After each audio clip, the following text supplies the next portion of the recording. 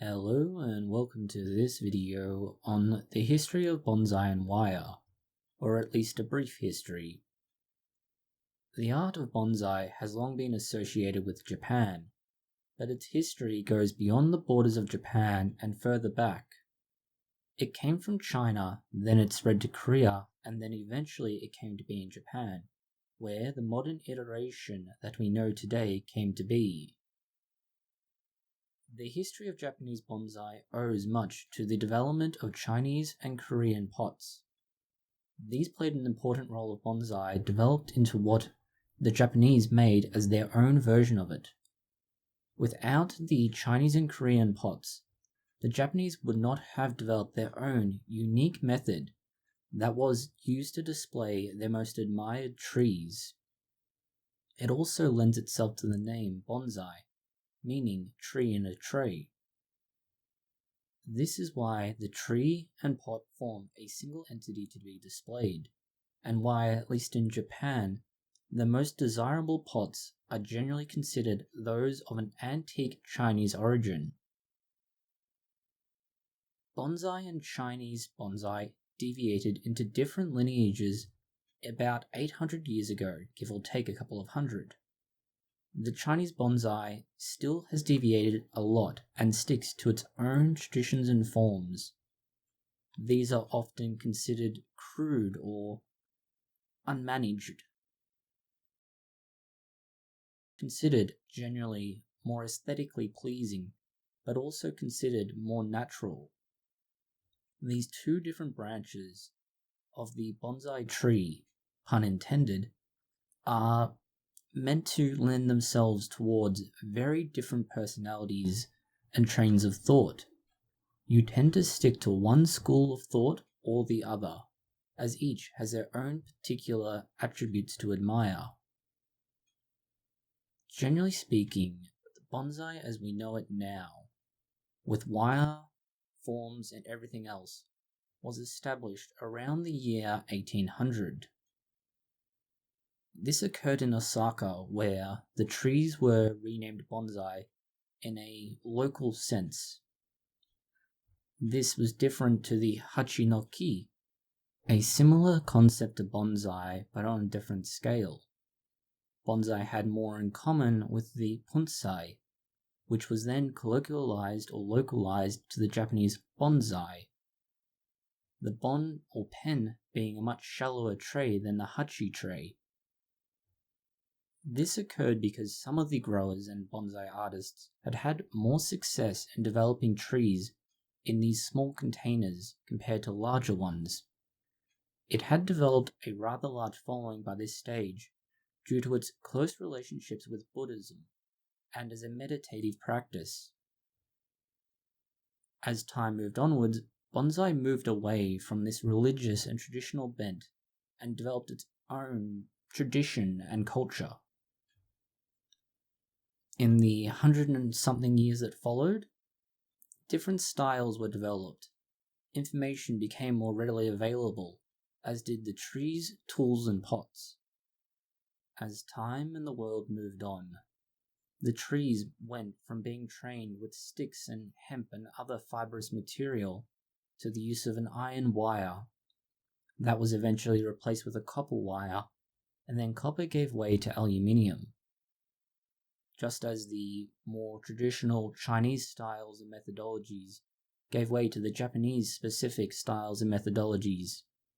The world moved on, and as a whole, bonsai as a hobby grew. In the beginning, so to speak, the Japanese would choose specific fruit and flowering trees. They would also choose certain species of pine. These were chosen deliberately and only for their particular appearance.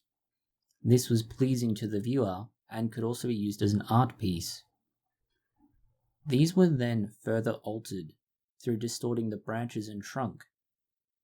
This could be done by twisting it into a particular shape and then using bamboo and a fibrous material to hold it in place. Gradually, as materials became more readily available, and Japan began to stabilize, They moved away from using fibrous material to hold the branches in place and instead started using iron wire. It's in 1910 that we get some of the earliest examples of a proper metal being advertised, and that was a description in the Sanyuen Bonsai Dan, which is a historical text. It described zinc galvanized steel wire. Steel wire was used at this time, unlike now, owing to the difficulty and expense of obtaining copper wire. Steel wire rather obviously has a number of traits that aren't desirable for a bonsai. The primary ones being that it has very little flexibility and give once it's set in place. This causes it to cut into the branches and trunk of the tree, damaging them if not marring the aesthetic appearance. Secondary to that is that over the seasonal changes it becomes more rigid and difficult to remove from the tree. This is why from after 1910 through to about 1940 we see a shift. This is closely associated with the industrialization of Japan and a rather obvious leader. The previously much more expensive and difficult to obtain copper wire became more readily available. Before then, it had been used primarily only for those trees that were considered exceptional. As there was a larger production of not only the wire but other resources like pots and tools, there was an increase in the availability and therefore a decrease in the cost. This close association with increasing supply meant that more people could access the necessary resources to begin bonsai of their own, which led to an increase in the available market. Simple economics would tell you that with an increasing base of demand and an increasing supply, you would see a decrease in cost as competition for those consumers would increase. Around this time, you also saw an increasing production from China of specific, purpose-made wares being shipped into Japan. Some also made their way across from Korea. We have confirmation that shortly after the end of World War I, specifically in 1921, there was a significant increase in the supply of copper wire. This comes from an article in the first issue of Bonsai magazine. This had a listing that described copper wire as being extensively used. This would also be attributed to major change in a tree's shape. Access to copper wire was relatively essential for this to occur. The combination of a greater exchange of information through magazines like Bonsai, a greater interest in bonsai as a whole, and the availability of the necessary equipment in the form of copper wire meant that it simply became more viable as a product line. The education involved also taught enthusiasts how to go about making their bonsai in the way that was aesthetically pleasing. Combine this large consumer base and an avenue of advertising like bonsai, and you have the means for commercial production on a scale that before then had simply been impossible. This led to a growth in the hobby as a whole. There had already been an existing interest primarily in Europe, but now it expanded across the world. This rather obviously leads us up to a major event of the mid-20th century, that of the Second World War, and eventually the occupation of Japan by America. American army officers took an interest in this new art of bonsai, and they had two problems once they returned to America. They either brought their trees back with them, or acquired suitable stock in their home areas.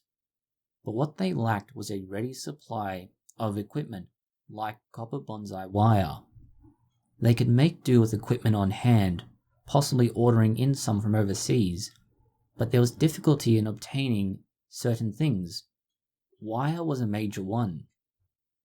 This led to an initial replacement by iron wire that was available in America, but that had its own drawbacks. and very much returned to where bonsai started. Around this same time, America had access to a lot of other new materials. A major one at that time was aluminium. It was considered relatively scarce until America started to obtain and gain access to significant deposits. But the advantages the aluminium wire had was that they were mass producing it and mass refining it for other projects. It could then be used for wire. The reason aluminium was examined is a variety of factors. One is proximity on the table of elements. Second is its similar attributes to copper, mostly work hardening and a very, very malleable material when annealed. This in turn gradually began to overtake copper wire, as it was cheaper to produce in the end and it was available in far larger quantities. This has now led to what we view as the three major wire types available for bonsai. Iron wire, which is rarely used except on very specific specimens and for very specific purposes. Copper wire, which is far more expensive than aluminium wire, but it does have certain adherents who prefer the aesthetic appearances of it and may be more of a traditional focus. And finally, aluminium wire, which is far more readily available and can generally be obtained from any commercial bonsai nursery and from many regular nurseries. And those are the three wires and the way they've evolved.